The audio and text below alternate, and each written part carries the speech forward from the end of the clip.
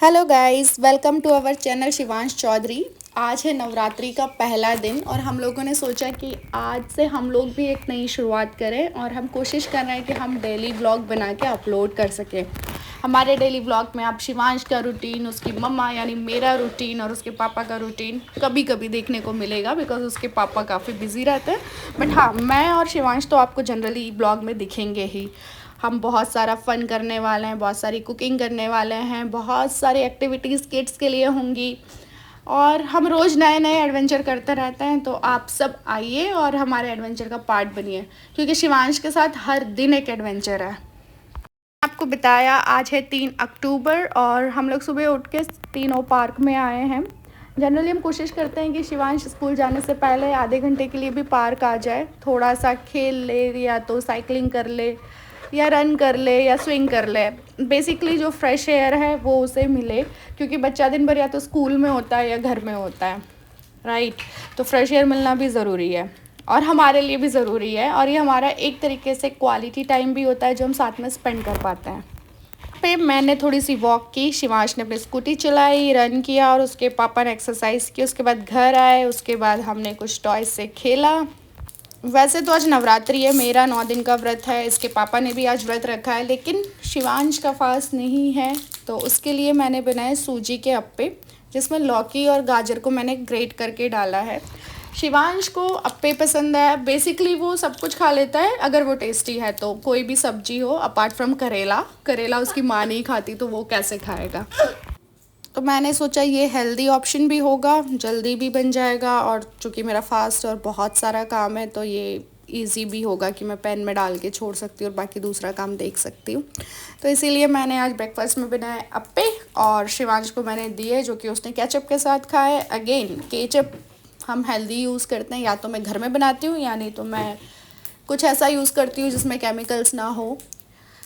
So basically मैं ट्रूवी brand का use करती हूँ बिकॉज दैट इज़ गुड। उसके इंग्रेडिएंट बहुत क्लीन हैं और काफ़ी अच्छे प्रोडक्ट्स हैं, क्योंकि मार्केट में जो मिलते हैं ना, लिटरली बता नहीं सकती इतने केमिकल्स होते हैं। तो या तो मैं खुद बनाना प्रेफर करती हूँ, अगर मैं नहीं बना पाई, स्टॉक में नहीं है घर में, तो आई जस्ट ऑर्डर फ्रॉम ट्रूवी, जो कि ब्लिंकिट से या किसी भी ऐप से आप ऑर्डर कर सकते हो, ऑनलाइन मिल जाएगा।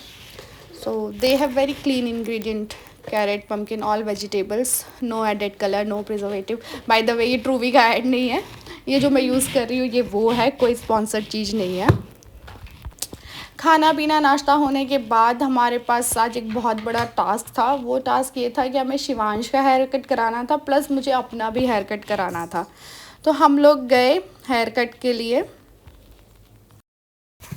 जब हम सोसाइटी से बाहर निकल रहे थे तो हमने देखा कि सोसाइटी के गेट से थोड़ा सा ही अंदर करीब 15 से 20 मंकीज़ थे जो कि रोड क्रॉस कर रहे थे। एंड आई ट्राइड कि मैं उसको कैप्चर कर पाऊँ, बट वो हुआ नहीं। कुछ मंकीज़ हुए, कुछ नहीं हुआ। बाय द वे ये है हमारा मंकी यानी शिवांश। इसको मैं जब भी कहती हूँ कि शिवांश हेयर कट कराना है, पहली लाइन होती है, नहीं वो मुझे टकला कर देंगे। तो वो हेयर कट नहीं कराना चाहता, उसको ये लगता है कि ये मेरे सारे बाल कट करके मुझे टकला कर देंगे। बट अभी लास्ट 2 टाइम से ही इज़ क्वाइट हैप्पी, जाता है और आराम से हेयर कट करा लेता है। उसके बाद मैंने भी हेयर कट कराया, क्योंकि मुझे बहुत हेयर फॉल हो रहा था और मुझसे बालों की बिल्कुल केयर नहीं हो पा रही थी। वो सब करा के हम घर आए, क्योंकि हमें करनी थी दुर्गा पूजा की तैयारी। चूँकि मैंने बताया हमारा दुर्गा पूजा हमारे लिए एक बहुत इम्पॉर्टेंट फेस्टिवल है। वी आर फ्रॉम बिहार और हम दुर्गा पूजा को बहुत धूमधाम से मनाते हैं। तो मैं सारा सामान एक दिन पहले जाकर ही लेकर आ गई थी, सारी शॉपिंग मैंने दुर्गा पूजा की कर ली थी। और ये सेटअप आप देख रहे हैं, ये हमारा टेबल है जिस पे इन्होंने मेरी एक साड़ी लगा के और उसको प्रॉपर डेकोरेट किया है। ये काम हमेशा ये यही करते हैं। उसके बाद मैंने इस पर एक चौकी रखी, चौकी के ऊपर मैंने रेड कलर का कपड़ा बिछाया, जो कि मेरे हस्बैंड ने बोला ऐसे नहीं ऐसे बिछा, और उन्होंने आके इसको चेंज कर दिया। बिकॉज वो डेकोरेशन करते हैं तो उनको मेरी चीज़ें भी पसंद नहीं आती हैं। Is more into home decor and all, उनको काफ़ी पसंद है ये सब करना। और सिमिलरली उल्टा होता है, वो कुछ कर जाते हैं तो मैं घुमा देती हूँ, नहीं ऐसा नहीं, ऐसा अच्छा लगेगा। तो वो हस्बैंड वाइफ का नोक-झोंक जो है वो कंटिन्यू चलता रहता है। उसके बाद मैंने इस पर दुर्गा जी की फ़ोटो रखी। हम मूर्ति नहीं रखते हैं, मतलब मूर्ति रख सकते हैं बट मेरे पास मूर्ति नहीं है, मेरे पास फ़ोटो ही है। और ये बैकड्रॉप मैं सोच रही थी सिंपल रखूँगी सब कुछ, बट मेरे हस्बैंड ने कहा नहीं बैकड्रॉप लगाना है। उन्होंने खुद ही फ्लावर अरेंज किया। एक्चुअली ये बैकड्रॉप हम यूज़ कर लेते हैं, ये फ्लावर्स जो है आर्टिफिशियल हैं, तो हमारे पास बहुत सारे टाइप के फ्लावर्स हैं और ये बैकड्रॉप का स्टैंड है, तो हम हर बार अलग अलग फ्लावर्स लगा के अलग अलग टाइप का थीम क्रिएट कर लेते हैं। जब ये बैकड्रॉप बन गया तो इसमें हमने लाइट चेक की, हमें लगा लाइट जल रही होगी बट वो नहीं जल रही थी। फिर हमने लाइट्स चेंज की। लाइट्स चेंज करने के बाद जब ये प्रॉपर तरीके से अरेंज हो गया तो मेरे हस्बैंड ने कहा कि हम इसको पीछे की तरफ रख देते हैं, लेकिन मुझे दिखा कि यार इसमें एक दो फूल ना अभी भी मिसिंग है, तो हमने वो फ्लावर ऐड किया है। गाइज आप लोग कमेंट में ज़रूर बताना कि ये हमारा सिंपल डेकोर कैसा लग रहा है। ये देखो ये लाइट चेक हो रही है जो कि नहीं जली, और उसके बाद हमें फिर से इसको उठा के पूरा चेंज करना पड़ा।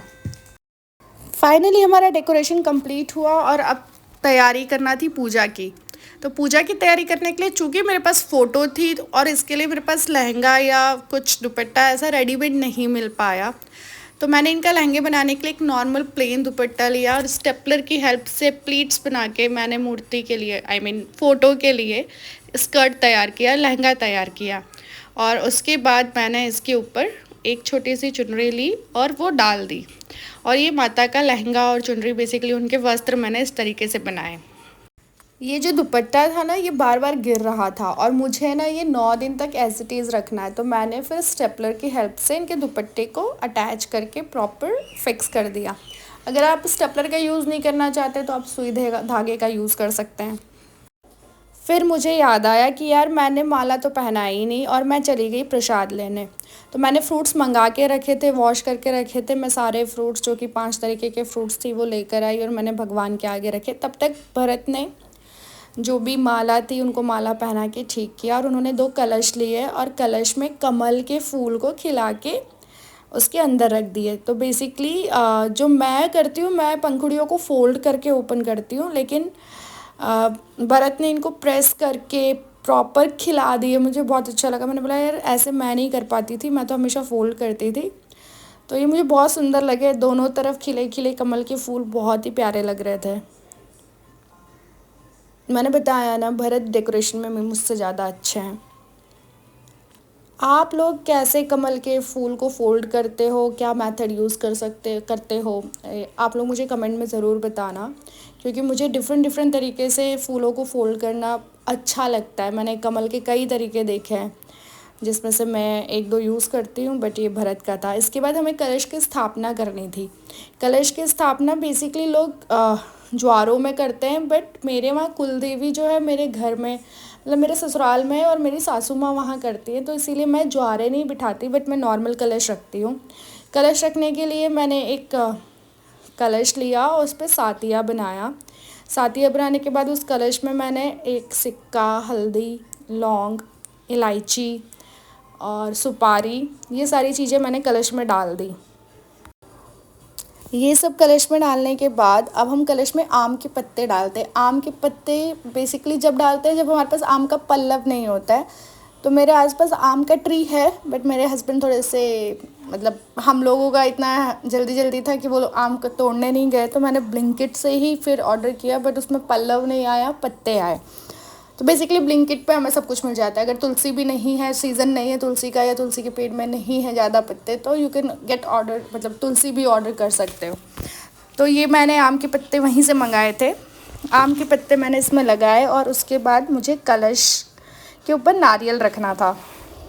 नारियल रखने के लिए मैंने नारियल को रेड कलर के वस्त्र में लपेटा। तो मुझे ये कंफर्म नहीं हो पा रहा था कि नारियल को लपेटने के बाद उसको थ्रेड से हम चारों तरफ से जब हम मौली से बांध देते उसके बाद मुझे रखना कैसे, सीधे रखना है, लिटा के रखना है, और मैं कंफ्यूज थी, लेकिन फिर भी मैंने उसको सीधा ही रखा। लेकिन फिर मैंने देखा कि लोग उसे नॉर्मल लिटा के रखते हैं, so I don't know the concept, but मैंने हमेशा नारियल पे कलश ऐसे ही रखा है सीधा, तो मैंने इनको नारियल को रख दिया। अब लिटा के रखते हैं या कैसे रखते हैं आप लोग मुझे कमेंट में बता सकते हो, क्योंकि मैं भी ये खुद से करती हूँ, तो हो सकता है कि मैं कुछ गलत करती हूँ, तो आप लोग मुझे सही बता सकते हो, बट वैलिड रीज़न के साथ कि क्यों ऐसा किया जाता है। उसके बाद मैंने धूप की तैयारी की।